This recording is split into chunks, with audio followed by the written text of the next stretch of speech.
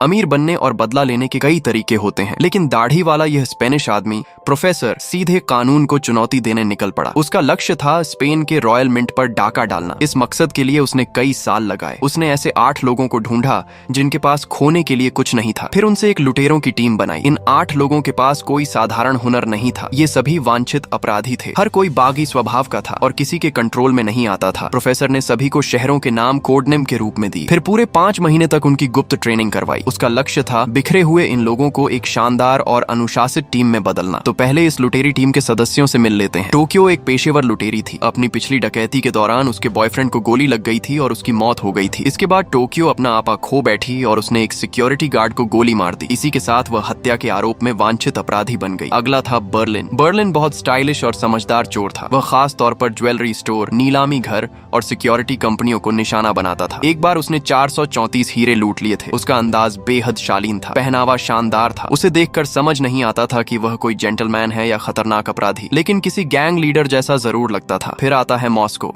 Moscow पहले एक खदान में काम करता था। उसे गैस कट्टर, वेल्डिंग टूल्स और भारी मशीनों का बेहतरीन ज्ञान था। मॉस्को का बेटा था डेनवर। डेनवर लड़ाई झगड़े से लेकर सड़क के हर तरह के काम में माहिर था, लेकिन उसका गुस्सा बहुत तेज था। वह किसी टाइम बम की तरह था जो कभी भी फट सकता था। रियो कंप्यूटर का जादूगर था। उसे इलेक्ट्रॉनिक उपकरणों की पूरी जानकारी थी। वह टीम का टेक्निकल एक्सपर्ट था, साथ ही सबसे कम उम्र का सदस्य भी था। इसके बाद थे जुड़वा भाई हेलसिंकी और ओस्लो। उनकी मजबूत कदकाठी देखकर ही पता चल जाता था कि टीम की ताकत और हथियारों की जिम्मेदारी इन्हीं के कंधों पर रहने वाली है। आखिर में थी नैरोबी। दिखने में वह कमजोर और साधारण लगती थी, लेकिन असल में वह नकली नोटों की विशेषज्ञ थी। नोटों की जांच और प्रिंटिंग से जुड़ा हर काम वही संभालने वाली थी। अब सवाल यह था कि क्या टीम का लीडर और मास्टरमाइंड प्रोफेसर भी कोई बड़ा अपराधी था? नहीं, उसका कोई आपराधिक रिकॉर्ड नहीं था। यहाँ तक कि पुलिस के रिकॉर्ड में उसका नाम तक मौजूद नहीं था। तो क्या ऐसी टीम सच में रॉयल मिंट को लूट सकती थी? प्रोफेसर ने वादा किया था कि काम सफल होने पर हर सदस्य को 24 करोड़ यूरो मिलेंगे। अगर तुम्हें ऐसा ऑफर मिलता तो क्या तुम मना करते? बिल्कुल नहीं। ट्रेनिंग के 5 महीने देखते ही देखते गुजर गए। इस दौरान टोक्यो और रियो एक दूसरे के करीब आ गए। डकैती से एक दिन पहले रियो ने टोक्यो को उसके असली नाम वाला एक नेकलेस दिया। यह उसके शादी के प्रस्ताव का तोहफा था। फिर दोनों जब डकैती की जगह की रेखी करने गए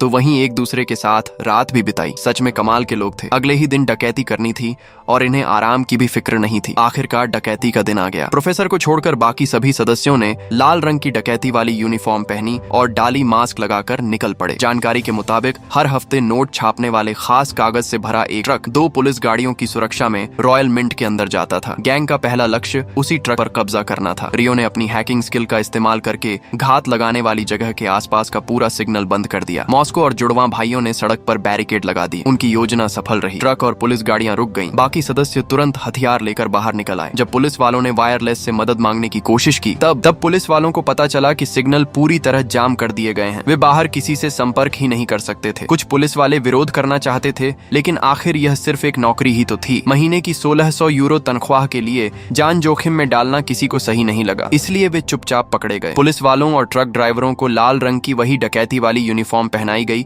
और ट्रक के पीछे वाले हिस्से में बंद कर दिया गया। सिर्फ एक असली पुलिस वाले और एक असली ड्राइवर को बाहर रखा गया ताकि उनकी मदद से गैंग रॉयल मिंट के अंदर घुस सके। रास्ते भर रियो बिल्डिंग के सिक्योरिटी सिस्टम को हैक करता रहा। उधर बर्लिन बंदूक की नोक पर असली पुलिस वाले को कंट्रोल कर रहा था और रियो के निर्देशों के अनुसार कैमरों से बचते हुए आगे बढ़ रहा था। आखिरकार वे सफलतापूर्वक बिल्डिंग के अंदर पहुंच गए। रॉयल मिंट के साथ एक संग्रहालय भी जुड़ा हुआ था। उसी दिन वहां ब्रिटेन से आए छात्रों का एक समूह घूमने आया हुआ था। टोक्यो और नैरोबी को छात्रों पर नजर रखने की जिम्मेदारी दी गई थी। वे उनके साथ मुख्य प्रवेश द्वार से अंदर गए। जैसे ही बर्लिन और बाकी सदस्यों के अंदर पहुंचने की खबर मिली, टोक्यो ने तुरंत अपनी बंदूक निकाल ली। उसने सामने मौजूद सिक्योरिटी गार्ड को काबू में कर लिया और संग्रहालय का मुख्य दरवाजा बंद कर दिया। अब पूरी बिल्डिंग लुटेरों के कब्जे में थी। अंदर मौजूद सभी कर्मचारी और छात्र एक बड़े हॉल में इकट्ठा किए गए। सबकी आंखों पर पट्टी बांध दी गई और उन्हें चुप रहने का आदेश दिया गया। दूर बैठा प्रोफेसर पूरे ऑपरेशन को नियंत्रित कर रहा था। तभी टोक्यो को पता चला कि एक लड़की गायब है। ये लड़की उनकी योजना का एक महत्वपूर्ण हिस्सा थी। टोक्यो उसे ढूंढने के लिए एक एक कमरा चेक करने लगी। आखिरकार वह उसे बाथरूम में मिल गई। वह लड़की अपने बॉयफ्रेंड से फोन छीनने की कोशिश कर रही थी। दोनों ने उसी दिन अपना रिश्ता शुरू किया था, लेकिन लड़का उससे आगे बढ़ना चाहता था जबकि लड़की तैयार नहीं थी। इस बात पर लड़के ने उसकी तस्वीर इंटरनेट पर अपलोड कर दी थी। उन्हें अभी तक बाहर की स्थिति का कोई अंदाजा नहीं था। अब सब कुछ बदल चुका था। बिल्डिंग के अंदर मौजूद हर व्यक्ति को पकड़ लिया गया था। सभी की आंखों पर पट्टी पट्टी बंधी हुई थी और उन पर कड़ी निगरानी रखी जा रही थी। इसी बीच मॉस्को ने तिजोरी खोल दी। अंदर नोटों के बड़े बड़े ढेर रखे हुए थे। इतना पैसा देखकर डेनवर का उत्साह 7वें आसमान पर पहुंच गया। लेकिन ध्यान से देखने पर भी ऐसा नहीं लग रहा था कि वहां इतना पैसा है कि हर सदस्य को 24 करोड़ यूरो मिल सके। तो आखिर प्रोफेसर के दिमाग में क्या चल रहा था, ये बात थोड़ी देर में साफ हो जाएगी। इसके बाद डेनवर और रियो ने सभी बंधकों के नाम और कर्मचारी पहचान संख्या दर्ज करनी शुरू की। साथ ही सबके मोबाइल फोन भी जमा कर लिए गए। फिर सभी फोन एक दीवार पर बड़े व्यवस्थित तरीके से टांग दिए गए। हर नाम के सामने उसका फोन लगा दिया गया। हालांकि उन्हें यह भरोसा कैसे था कि हर व्यक्ति के पास सिर्फ एक ही फोन होगा, यह अलग बात थी। उधर तिजोरी में रखा सारा पैसा बैगों में भर दिया गया। फिर टोक्यो अपने 3 साथियों के साथ मुख्य दरवाजे की ओर बढ़ी। क्या वे अब भागने वाले थे? बंधन में बैठा मिंट का मैनेजर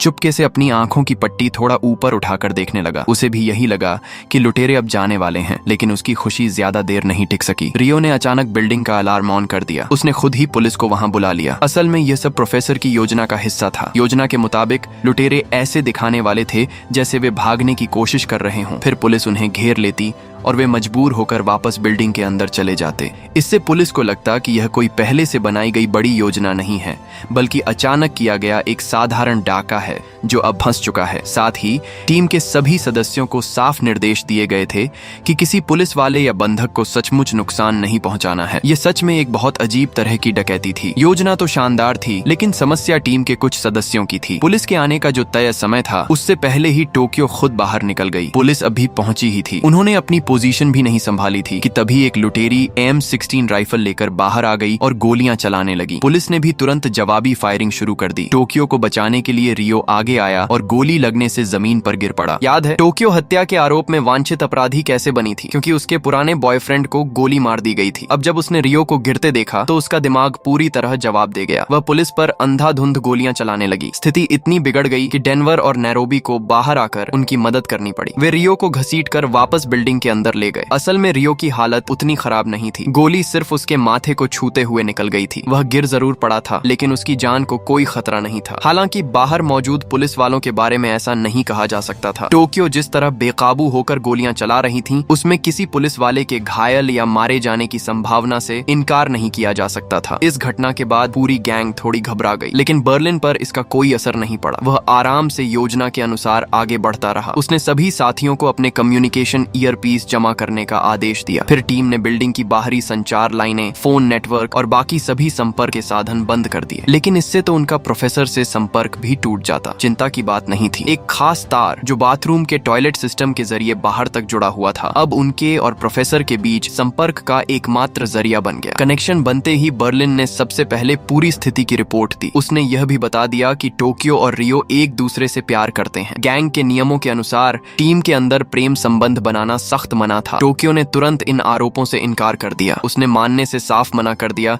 कि वह प्यार की वजह से अपना आपा खो बैठी थी। वैसे भी इस समय प्रोफेसर वहां मौजूद नहीं था कि उसे सजा दे सके। अब योजना को आगे बढ़ाना ही सबसे जरूरी था। वे इतनी दूर आ चुके थे कि इस बहस में समय बर्बाद करने का कोई मतलब नहीं था। प्रोफेसर ने अपना ध्यान फिर से बिल्डिंग के अंदर और बाहर की निगरानी पर लगा दिया। उधर पुलिस और लुटेरों के बीच हुई गोलीबारी के बाद मामले की जिम्मेदारी एक वरिष्ठ अधिकारी को सौंपी गई। इस ऑपरेशन की कमान इंस्पेक्टर राकेल के हाथ में आई। राकेल एक सख्त और तेज तर्रार अधिकारी थी, लेकिन उसकी निजी जिंदगी उतनी अच्छी नहीं थी। उसका तलाक हो चुका था। उसका पूर्व पति हिंसक स्वभाव का था और घरेलू हिंसा करता था। अब वह अपनी बेटी और मां के साथ रहती थी। घटना स्थल पर पहुंचते ही एक अधिकारी ने उसे स्थिति की जानकारी दी। उसे बताया गया कि लुटेरों ने रॉयल मिंट के 35 कर्मचारियों, 11 सुरक्षा कर्मियों और 17 ब्रिटिश छात्रों को बंधक बना रखा है। एक अच्छी खबर भी थी। सबसे पहले लुटेरों से भिड़ने वाला पुलिसकर्मी अभी भी जिंदा था। पुलिस की नजर में यह कोई बहुत बड़ी योजना नहीं थी। उन्हें लग रहा था कि लुटेरे भागने की कोशिश में असफल हो गए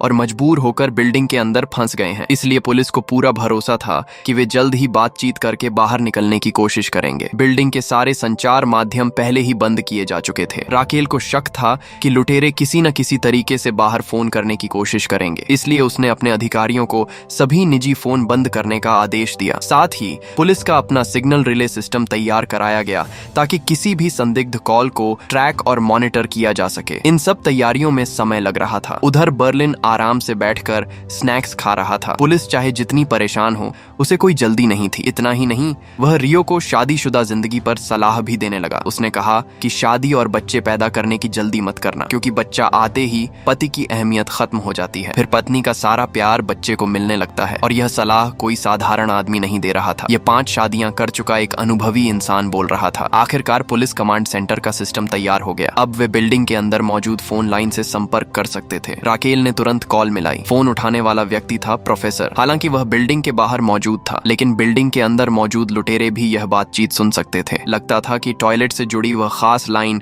सिर्फ संपर्क ही नहीं, बल्कि आवाज को दोनों तरफ पहुंचाने का भी काम करती थी। इस समय तक पुलिस को अभी भी अंदाजा नहीं था कि यह पूरी कार्रवाई महीनों की तैयारी का नतीजा है। प्रोफेसर ने पहले से ही कई बार अभ्यास किया था कि राकेल से कैसे बात करनी है। उसने अपनी असली आवाज छिपाने के लिए वॉइस चेंजर चालू किया और बातचीत शुरू की। वह मजाक मजाक में राकेल के कपड़ों के बारे में भी पूछने लगा। राकेल का मकसद साफ था, वह बंधकों की रिहाई चाहती थी और यह भी जानना चाहती थी कि लुटेरों की असली मांग क्या है। लेकिन राकेल कोई साधारण अधिकारी नहीं थी। कुछ ही देर में उसे महसूस हो गया कि बिल्डिंग के अंदर फंसे होने के बावजूद प्रोफेसर और उसके साथी बिल्कुल भी घबराए हुए नहीं हैं। फिलहाल पुलिस के पास एक ही रास्ता था, उन्हें समय बिताना था और लुटेरों पर दबाव बनाना था। योजना यह थी कि बिल्डिंग के अंदर पानी, खाना और दूसरी जरूरी चीजें न पहुंचने दी जाएं। उधर पुलिस कमांड सेंटर में सिर्फ इंस्पेक्टर राकेल ही नहीं थी, खुफिया विभाग का एक कर्नल भी वहां पहुंच चुका था। यह कोई आम बात नहीं थी, आखिर यह सिर्फ एक डकैती का मामला ही तो लग रहा था। इस बीच बिल्डिंग के अंदर मौजूद सभी बंधकों को भी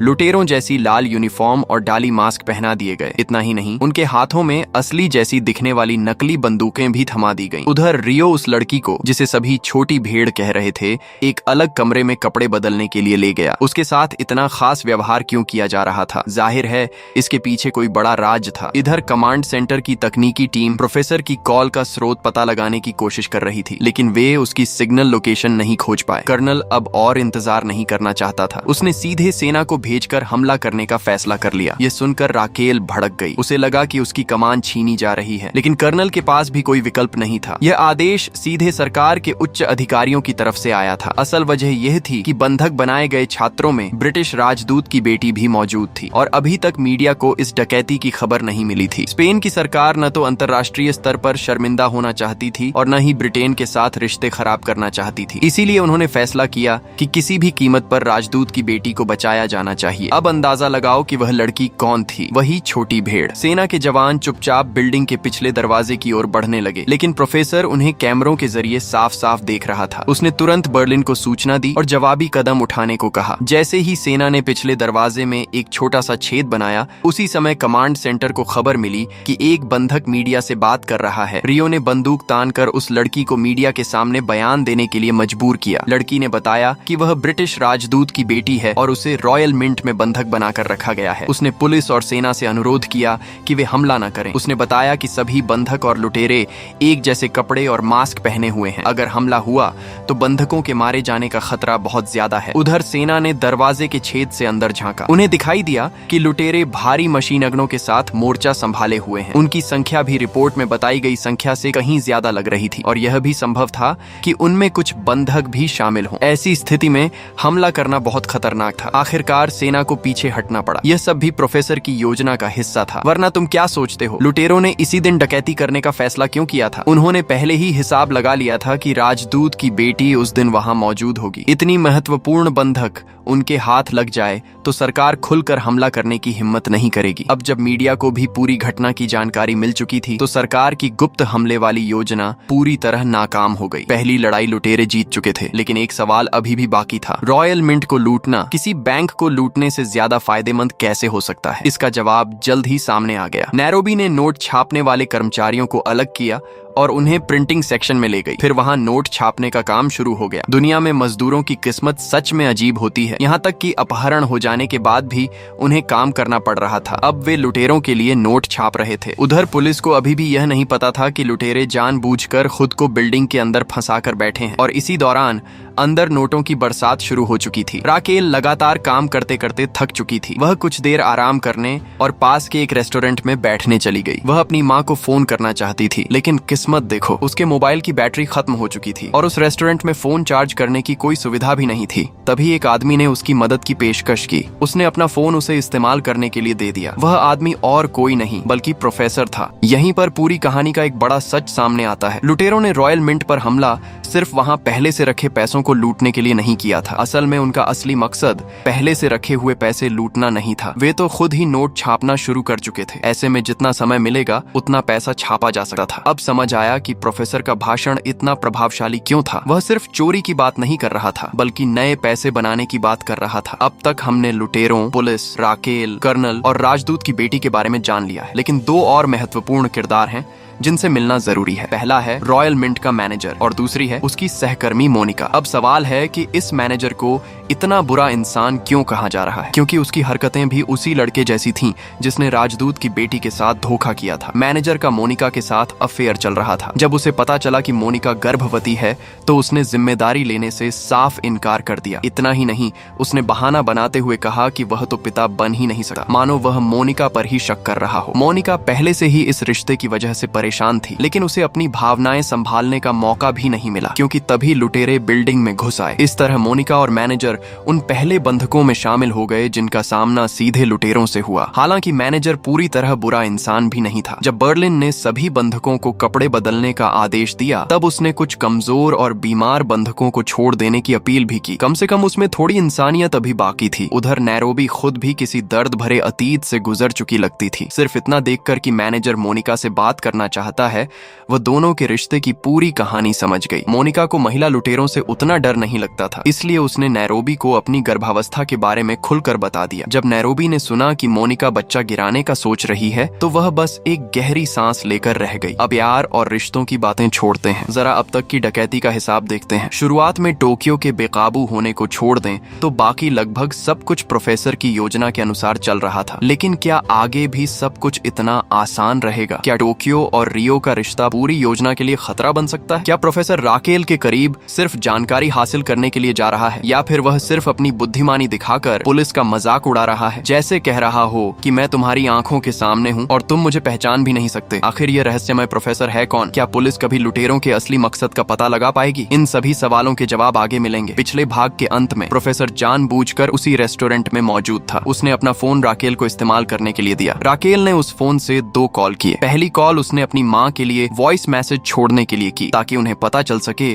कि वह सुरक्षित है। दूसरी कॉल उसने अपने वरिष्ठ अधिकारी के लिए छोड़ी। उसने साफ कहा कि अगर डकैती ऑपरेशन की कमान उससे छीन ली गई तो वह यह जिम्मेदारी छोड़ देगी। इसके बाद राकेल घर चली गई ताकि कुछ समय अपनी बेटी के साथ बिता सके। उधर रॉयल मिंट के बाहर मीडिया की भारी भीड़ जमा हो चुकी थी। हर कोई इस बड़ी खबर को कवर करना चाहता था, लेकिन बिल्डिंग के अंदर माहौल आश्चर्यजनक रूप से शांत था। बंधक भी शांत थे और लुटेरे भी। चारों ओर सिर्फ नोट छापने वाली मशीनों की लगातार छलती आवाज गूंज रही थी। उस सफेद शोर के बीच सो जाना भी मुश्किल नहीं था। सच कहें तो अगर कोई नोट छापने वाली मशीनों के बीच सोए तो उसे अमीर बनने के सपने जरूर आएंगे। सुबह होते ही लुटेरे पहली बार मीडिया के सामने दिखाई दिए। मोनिका को भी लुटेरों जैसी यूनिफॉर्म और मास्क पहनाया गया था। बर्लिन ने उसे अपना प्रवक्ता बनाकर बाहर भेजा। उसने मीडिया और पुलिस को साफ संदेश दिया। उसने कहा कि बंधकों और लुटेरों में फर्क करना लगभग असंभव है, इसलिए किसी भी तरह का हमला करने की कोशिश न की जाए। इमारत के आसपास तैनात स्नाइपर पहले से ही अपनी पोजीशन पर मौजूद थे, लेकिन वे भी कोई जोखिम लेने की हिम्मत नहीं कर पा रहे थे। बाहरी दुनिया को यह चेतावनी देने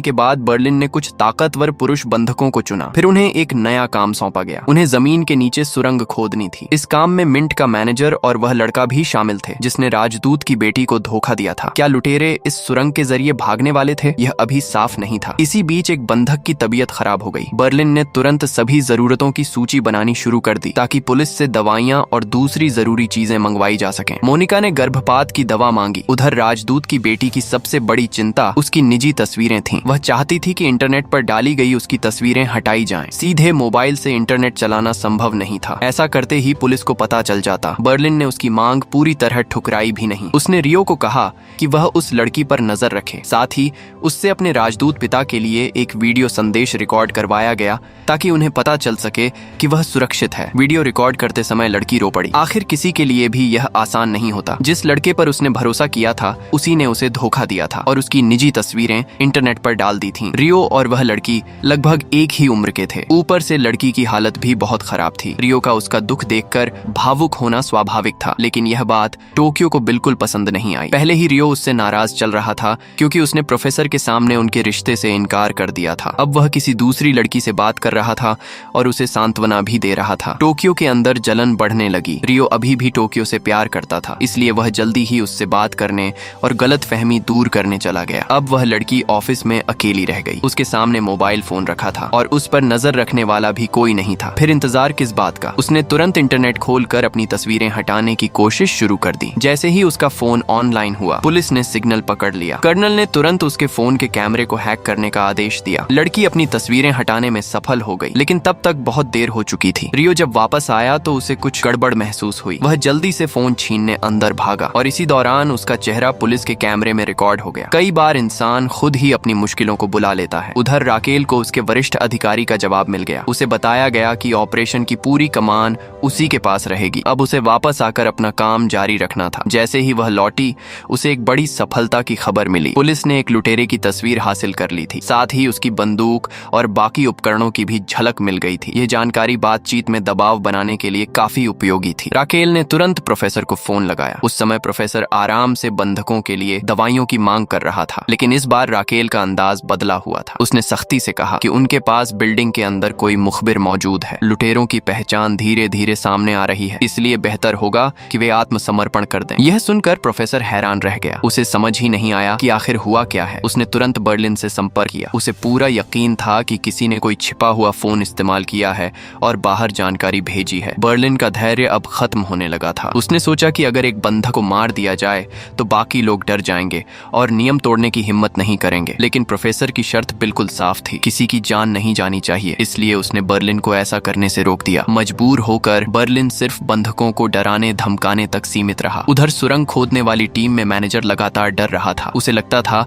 कि आखिर में लुटेरे सभी बंधकों को मार देंगे। उसने उस लड़के को उकसाया जिसने राजदूत की बेटी को धोखा दिया था। दोनों ने चुपके से लुटेरों के सामान वाले बक्से में झांका। अंदर काफी मात्रा में विस्फोटक रखे हुए थे। यह देखकर मैनेजर और घबरा गया। वह हर हाल में बचना चाहता था। उसने बताया कि उसके ऑफिस में कोट के अंदर एक मोबाइल फोन छिपा हुआ है। फिर उसने उस लड़के से कहा कि जाकर वह फोन निकाल लाए, लेकिन वह लड़का सिर्फ लड़कियों को बहकाने में माहिर था। इतना जोखिम भरा काम करने की उसकी हिम्मत नहीं थी। तब मैनेजर ने अपना निशाना मोनिका को बनाया। वह मीठी मीठी बातें करने लगा। उसने कहा कि वह उससे प्यार करता है, बाहर निकलते ही अपनी पत्नी को तलाक दे देगा, फिर मोनिका से शादी करेगा और बच्चे को अपना नाम देगा। उसने एक खूबसूरत भविष्य के सपने दिखाने शुरू कर दिए। फिर कहा कि उस भविष्य को बचाने के लिए उसे वह छिपा हुआ फोन लाकर देना होगा, क्योंकि वह खुद जाकर फोन नहीं ला सका। मोनिका पहले से ही भावनात्मक रूप से कमजोर थी। मैनेजर की बातों में आकर उसने उसकी मदद करने का फैसला कर लिया। सच कहें तो वह पूरी तरह उसके जाल में फंस चुकी थी और तभी किस्मत से उसी समय बर्लिन बंधकों की तलाशी लेने पहुंच गया। मोनिका ने ऐसा दिखाया जैसे वह बुरी तरह डर गई हो। डेनवर को उस पर तरस आ गया, इसलिए वह उसे आराम करने के लिए एक ऑफिस में ले गया। उधर बर्लिन अभी भी बंधकों को डराने धमकाने में लगा हुआ था। रियो को अचानक एहसास हुआ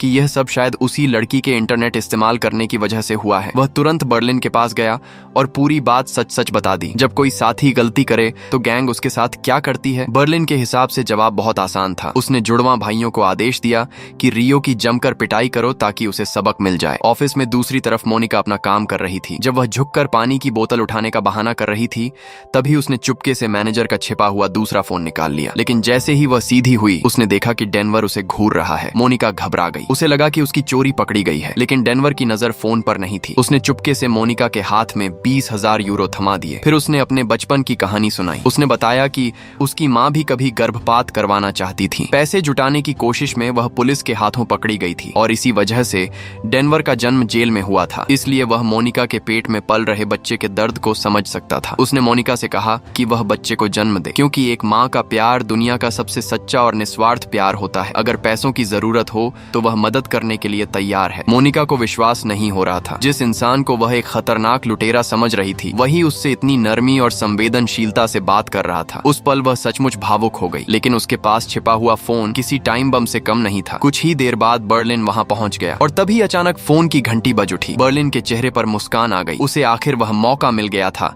जिसका वह इंतजार कर रहा था। उसने इसे अपनी सत्ता को खुली चुनौती माना और तुरंत डेनवर को आदेश दिया कि मोनिका को मार दिया जाए। उधर प्रोफेसर को अभी तक बिल्डिंग के अंदर चल रही इन घटनाओं की कोई जानकारी नहीं थी। वह पुलिस की स्थिति जानने के लिए फिर से उसी रेस्टोरेंट में पहुंचा। वहीं उसकी मुलाकात दोबारा राकेल से हुई। राकेल को लगा कि वह शायद किसी मीडिया चैनल का रिपोर्टर है। उसने शक होने पर उसकी तलाशी तक ले ली, लेकिन रेस्टोरेंट के मालिक ने गवाही दी कि वह आदमी वहां का पुराना और नियमित ग्राहक है। ऐसे दृश्य सच में देखने लायक होते हैं। पुलिस जिस इंसान को पूरे शहर में ढूंढ रही होती है वह उनके सामने बैठा होता है और कोई उसे पहचान तक नहीं पाता। उधर रॉयल मिंट के अंदर रियो की बुरी तरह पिटाई हो चुकी थी। टोक्यो ने जब उसकी हालत देखी तो वह आग बबूला हो गई। उसे लगा कि यह सब प्रोफेसर के आदेश पर हुआ है। गुस्से में उसने कई कैमरे तोड़ दिए और अपना विरोध दर्ज कराया। मानो कह रही हो कि जो उसके आदमी को हाथ लगाएगा उसे इसकी कीमत चुकानी पड़ेगी। जब प्रोफेसर को यह सब पता चला तो उसका सिर दर्द से भर गया, लेकिन गुस्सा करने से कुछ हासिल नहीं होना था। उसने बहुत शांत तरीके से टोक्यो से बात की। उसने बताया कि रियो की पहचान अब पुलिस के सामने आ चुकी है और सिर्फ रियो ही नहीं। ट्रेनिंग के दौरान जब वह और रियो चोरी छिपे घूमने गए थे तब किसी ने उनकी तस्वीरें खींच ली थीं। इसका मतलब था कि टोक्यो की पहचान भी उजागर हो चुकी है। यह सुनकर टोक्यो का गुस्सा धीरे धीरे शांत हो गया, लेकिन डेनवर की समस्या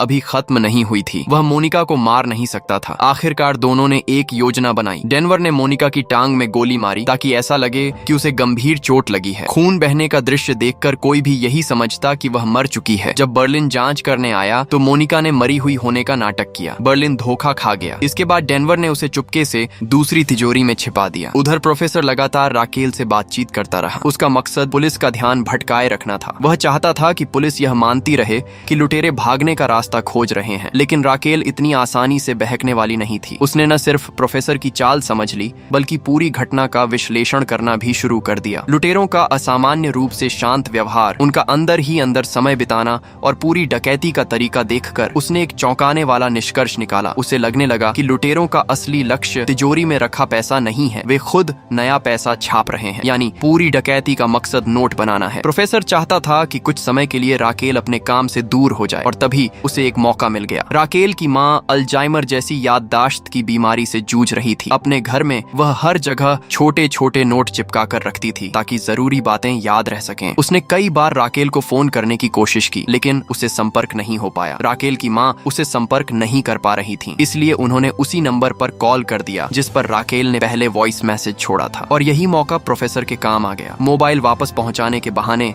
वह सीधे पुलिस कमांड सेंटर के अंदर पहुंच गया। राकेल की माँ ने फोन पर बताया कि उसकी बेटी को उसका पूर्व पति अपने साथ ले गया है। यह सुनते ही राकेल घबरा गई। उसका पूर्व पति हिंसक स्वभाव का था और अदालत के आदेश के अनुसार उसे राकेल और उसकी बेटी के पास आने की अनुमति नहीं थी। राकेल को डर लगने लगा कि कहीं वह उसकी बेटी को लेकर भाग न जाए। वह प्रोफेसर का फोन लेकर तुरंत वहां से निकल गई। बाहर से प्रोफेसर ऐसा दिखा रहा था जैसे वह राकेल की चिंता कर रहा हो, लेकिन असल में वह पुलिस कमांड सेंटर के अंदर मौजूद लोगों, उपकरणों और पूरी व्यवस्था का बारीकी से निरीक्षण कर रहा था। उधर बर्लिन द्वारा एक बंधक को मारने का आदेश देने की बात बाकी लुटेरों तक पहुंच गई। यह बात टीम के कई सदस्यों को पसंद नहीं आई क्योंकि यह उनके मिशन के मूल सिद्धांत के खिलाफ था। वे प्रोफेसर को इसकी जानकारी देना चाहते थे, लेकिन उस समय प्रोफेसर पुलिस मुख्यालय में था। उससे संपर्क नहीं हो पा रहा था। जब मॉस्को को यह पता चला कि डेनवर ने किसी को मार दिया है तो वह घबरा गया। उसने अपने बेटे से सीधे पूछा कि क्या उसने सचमुच किसी की जान ले ली है, लेकिन बर्लिन आसपास ही मौजूद था, इसलिए डेनवर मोनिका के जिंदा होने का सच नहीं बता सका। यह सुनकर मॉस्को की हालत खराब हो गई। उसे घबराहट का दौरा पड़ गया। तुरंत उसे एक ऑफिस में ले जाकर आराम कराया गया। जब डेनवर को यकीन हो गया कि उसके पिता सुरक्षित हैं, तो वह चुपके से मोनिका के पास पहुंचा। मोनिका नहीं चाहती थी कि डेनवर उसके पैर से गोली निकाले। उसे डर था कि अगर इलाज ठीक से नहीं हुआ तो संक्रमण हो सकता है और उसकी जान भी जा सकती है, इसलिए डेनवर ने फिलहाल सिर्फ उसका खून बहना रोका। उधर ऑफिस में आराम कर रहे मॉस्को की आंख खुली। होश में आते ही वह मुख्य दरवाजे की ओर बढ़ने लगा। उसने फैसला कर लिया था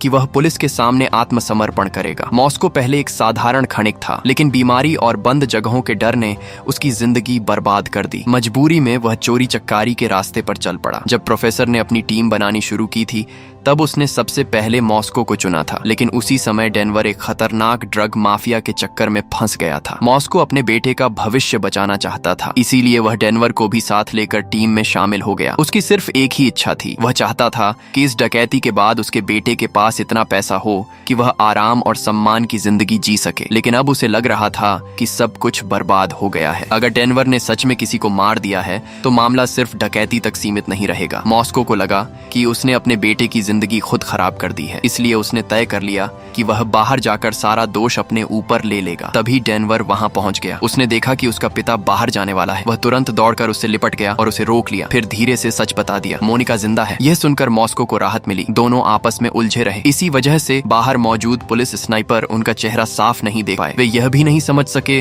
कि सामने मौजूद लोग बंधक हैं या लुटेरे। राकेल भी उस समय वहां मौजूद नहीं थी, इसलिए दूसरे अधिकारी कोई बड़ा फैसला लेने की हिम्मत नहीं कर पाए। टोक्यो ने मौके का फायदा उठाया और तुरंत मुख्य दरवाजा बंद कर दिया। इस तरह पुलिस के हाथ से एक बड़ा मौका निकल गया। उधर प्रोफेसर अभी भी राकेल के साथ समय बिता रहा था। राकेल जल्दी जल्दी घर पहुंची, लेकिन वहां जाकर पता चला कि उसका पूर्व पति बेटी को वापस छोड़कर जा चुका है। उसका मन अभी भी बेचैन था। तभी प्रोफेसर का फोन आया। उसने हंसते हुए कहा कि इंस्पेक्टर साहिबा, आप मेरा फोन अपने साथ ले गई हैं। इसके बाद राकेल फिर उसी रेस्टोरेंट में पहुंची। शायद लगातार काम का दबाव और अपने पूर्व पति की यादें उसे अंदर से तोड़ रही थी। इस बार उसने प्रोफेसर के सामने अपना दिल खोल दिया। उसने अपनी शादी और घरेलू हिंसा की पूरी कहानी सुनाई। राकेल की जिंदगी सचमुच आसान नहीं थी। उसका पति शुरू से हिंसक नहीं था। शुरुआत में वह सिर्फ उसे कुछ कपड़े पहनने से रोकता था, फिर उसका नियंत्रण बढ़ता गया। धीरे धीरे उसका व्यवहार और ज्यादा खतरनाक होता गया और आखिरकार बात शारीरिक हिंसा तक पहुंच गई। बहुत मुश्किल से राकेल ने हिम्मत जुटाकर तलाक लिया, लेकिन इसके बाद भी उसका पूर्व पति नहीं रुका। उसने राकेल की बहन के साथ भी रिश्ता बनाने की कोशिश की। तब जाकर राकेल ने अदालत में शिकायत की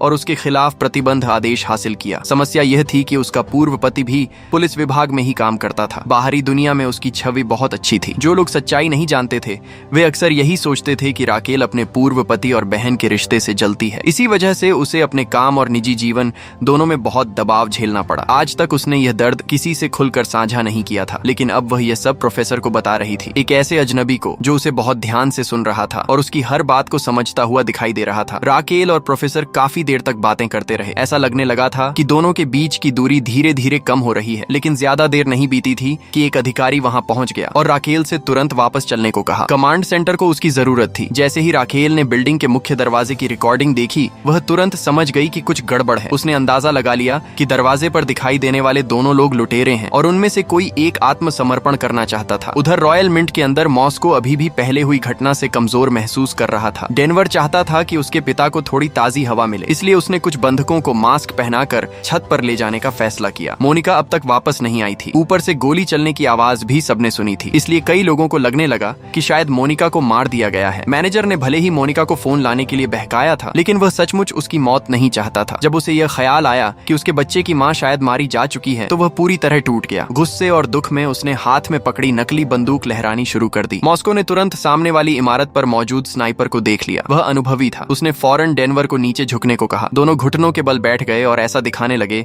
जैसे उन्हें गोली मारने के लिए तैयार किया जा रहा हो। साथ ही उन्होंने यह बात बाकी बंधकों को भी बता दी। बंधक घबरा गए। उन्हें डर लगने लगा कि कहीं स्नाइपर गलती से उन्हें ही न मार दें। कुछ ही सेकंड में पूरी छत पर अफरा तफरी मच गई, लेकिन मैनेजर अभी भी अपने दुख में डूबा हुआ था। उधर पुलिस के स्नाइपर कमांडर लगातार राकेल पर दबाव डाल रहे थे। उनका कहना था कि वे पहले ही एक मौका गंवा चुके हैं, इस बार उन्हें कार्रवाई करनी ही होगी। भारी दबाव के बीच राकेल ने आखिरकार गोली चलाने की अनुमति दे दी। गोली सीधे मैनेजर के कंधे में लगी। झटके से उसका मास्क नीचे गिर गया और उसी पल पुलिस को अपनी सबसे बड़ी गलती का एहसास हुआ। जिस व्यक्ति को उन्होंने लुटेरा समझकर निशाना बनाया था, वह तो एक बंधक था। पुलिस एक बार फिर मात खा गई। उधर बिल्डिंग के अंदर माहौल और ज्यादा तनावपूर्ण हो गया। बर्लिन पहले ही मोनिका को मारने का आदेश देकर कई लोगों को नाराज कर चुका था। अब वह डेनवर द्वारा मॉस्को को छत पर ले जाने के फैसले से भी सहमत नहीं था। आखिरकार नैरोबी और बाकी सदस्यों ने मिलकर उससे नेतृत्व छीन लिया। बर्लिन का मानना था कि वह सिर्फ एक पेशेवर अपराधी की तरह व्यवहार कर रहा है। उसके हिसाब से डर बनाए रखना जरूरी था, लेकिन बाकी सदस्यों को उसकी बेरहमी पसंद नहीं थी। नैरोबी का मानना था